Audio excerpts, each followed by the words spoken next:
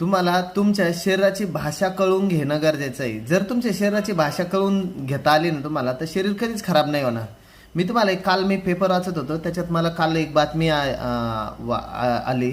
तर त्यांनी सांगितलं की मागच्या 2 वर्षापासून 70 लोक लिव्हरच्या वेटिंगला आहे. लिव्हर कोणाचं भेटन आणि आम्हाला लागू होईल. आणि 350 लोक किडनीसाठी वेटिंगला आहे की त्यांना किडनी भेटावा कोणाच तरी.